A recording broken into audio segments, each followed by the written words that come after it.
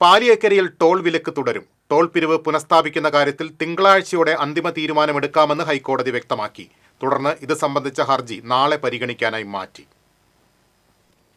മണ്ണുത്തി ഇടപ്പള്ളി ദേശീയപാതയിലെ പ്രശ്നങ്ങൾ സംബന്ധിച്ച് ജില്ലാ കളക്ടറും ഇടക്കാല ഗതാഗത സമിതിയും സമർപ്പിച്ച റിപ്പോർട്ട് ഹൈക്കോടതി ഡിവിഷൻ ബെഞ്ച് പരിഗണിച്ചു. റിപ്പോർട്ട് പരിശോധിക്കാൻ കൂടുതൽ സമയം വേണമെന്ന് വ്യക്തമാക്കിയ കോടതി അതുവരെ ടോൾ പിരിവ് പാടില്ലെന്നും നിർദ്ദേശിച്ചു. ഗതാഗത കുരുക്കുമായി ബന്ധപ്പെട്ട പ്രശ്നങ്ങൾ പൂർണ്ണമായി പരിഹരിച്ചിട്ടില്ലെന്നാണ് ഹർജിക്കാരുടെ നിലപാട്. ഹർജി നൽകിയവരെ പൂർണ്ണമായും തൃപ്തിപ്പെടുത്താൻ സാധിക്കില്ല എന്ന് NHAI കോടതിയെ അറിയിച്ചു. ഇടപ്പള്ളി മണ്ണുത്തി ദേശീയപാതയിൽ ജോലികൾ അതിവേഗം പുരോഗമിക്കുന്നുണ്ടെന്നും ദേശീയപാത അതോറിറ്റി അറിയിച്ചു. ദേശീയപാതയിലെ പ്രശ്നങ്ങളിൽ ഭൂരിഭാഗവും പരിഹരിച്ചെന്ന് കാണിച്ച് കളക്ടർ ചൊവ്വാഴ്ച നൽകിയ റിപ്പോർട്ട് അപൂർണമാണെന്ന് ചൂണ്ടിക്കാട്ടിയാണ് പുതിയ റിപ്പോർട്ട് നൽകാൻ ഹൈക്കോടതി നിർദ്ദേശിച്ചത്. കഴിഞ്ഞ ഓഗസ്റ്റ് 5-നാണ് പാലിയേക്കരയിലെ ടോൾ പിരിവ് നിർത്തിവയ്ക്കാൻ ഹൈക്കോടതി ഉത്തരവിട്ടത്.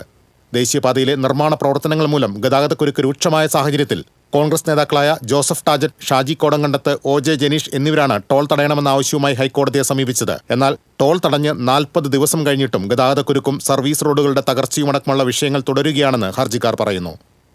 News desk TCV.